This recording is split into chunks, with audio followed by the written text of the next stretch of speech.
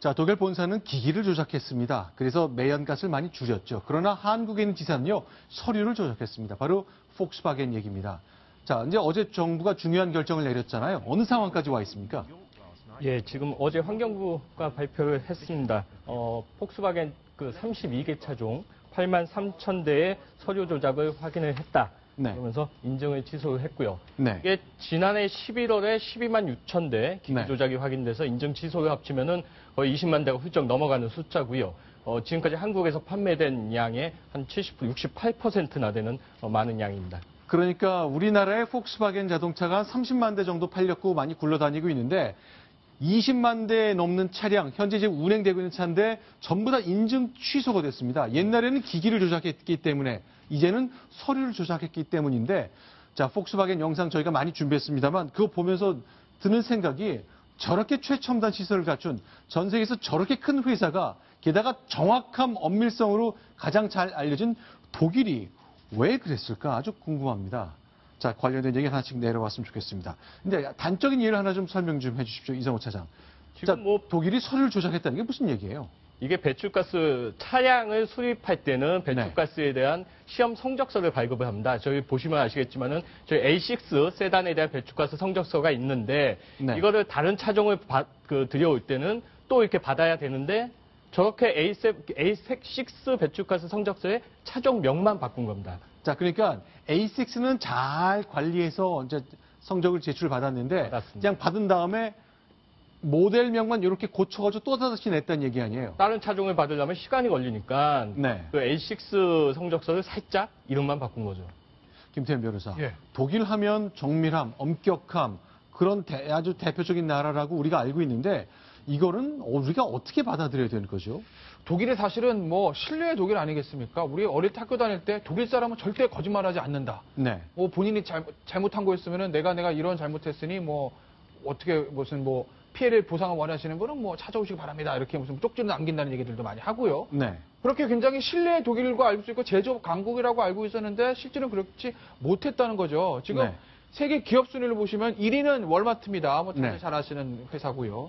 9위가 애플인데 9위인 애플보다도 두 계단이 높은 것, 또 세계 최고의 자동차 회사라고 부르는 토요타보다도 한 단계 높은 게 폭스바겐인데 네. 이 독일 자동차의 상징과 같은 폭스바겐이 이 배기가스 저감 장치를 어떻게 잘못했다는 걸 떠나서 서류까지 위조를 했다는 굉장히 파렴치 범죄를 범했다는 것에 지금 많은 국내 소비자들과 전문가들이 지금 경악을 금치 못하고 있는 그러니까 작년에 리콜 조치 내려진 것 바로 폭스바겐이 아예 평상시에 설 때는 배기가스가 조금 덜 나오다가 시험이 불가능한 달릴 때는 좀 많이 나오게 만들어서 이제 문제를 일으켰던 거잖아요.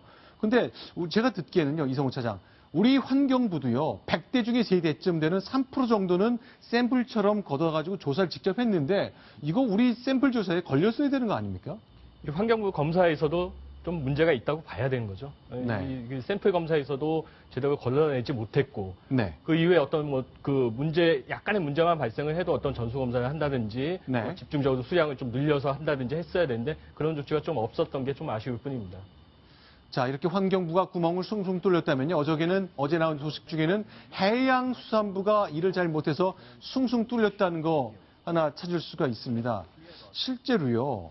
울산 앞바다에 있었던 영상 저희가 좀 소개해드리고 싶은데 지금부터 빨간색 물질 한번 보여드리겠습니다. 이 영상 어떤 겁니까? 김태현 변호사. 공기업입니다. 한국동서발전의 울산 화력본부가요. 수년 동안 네. 유해물질과 폐유를 바다에 지금 버렸다는 것이죠. 그것이 밝혀졌는데 지금 보시는 장면 저 오염수입니다. 지금 이름도 어렵습니다. 디메틸 폴리실록산이라는 것을 290톤 섞은 냉각 네. 30억 톤이요. 네. 30억 톤이 바다로 배출이 됐다는 저 빨간 거 저거 말하는 거죠? 예. 자, 저게 이제 한국전력이라는 우리 대표적인 공기업의 자회사가 폐유나 화학물질, 유독물질이 드는 거를 관리를 잘못한 겁니다. 울산 앞바다 얘기를 좀 해보겠습니다. 예, 울산 화력본부에서 바다 쪽으로 지금 폐유가 들어갔다는 건데요. 아까 네. 말씀드린 그런 화학물질 90톤이 섞여는 냉각수 30억 톤이 배출이 됐다는 것이고 네. 이것이 사실은 어떤 나쁜 효과가 있느냐 호흡기를 자극하게 되고 태아의 생식 능력까지 손상될 수 있는 아주 유독 물질이라고 하고요. 네. 이런 어떤 유독 물질에 섞인 폐유 섞인 물이 배출이 된 겁니다. 그런데 이게 어떻게 밝혀졌느냐 이렇게 보니까 올해 3월에 인근 어민들이 해경에 신고를 했다는 겁니다. 네. 바다에서 악취가 나서 두통이 생긴다. 폐유가 떠다닌다. 그래서 성게나 멍게 등이 잡히지 않고 어획량이 감소했다. 이런 피해가 접수돼서 해경이 수사에 착수한 끝에 이런 사실들을 밝혀냈다고 합니다. 자, 지금 단속하는 모습 보고 있는데요. 우리가 이제 이런 단계를 좀 넘어섰다고 믿고 있지 않았습니까? 언제까지 이런 네. 환경에 대한 문제가 계속 제기될 것인지 참 귀를 의심할 수밖에 없는데 더군다나 이 회사가 민간에서도 물론 민간에서도 이런 일을 했으면 안 되겠지만 공기업입니다. 국가 공기업인데 그런 공기업의 자회사가 이런 파렴치한 일을 벌였다는 데에서 경악을 금치 못하고 있는 것이고 해경이 철저히 수사해서 관련자는 당연히 처벌해야 될 것이고요.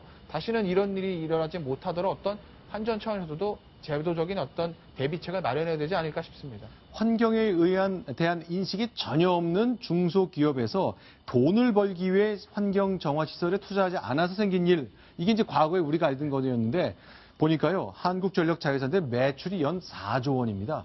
종업원이 2,000명이 넘는 공기업에서 이런 일이 벌어졌습니다. 자, 조사 시작됐고요. 누가 어떻게 결정을 해서 이걸 묵인했는지 드러나게 될 것 같습니다.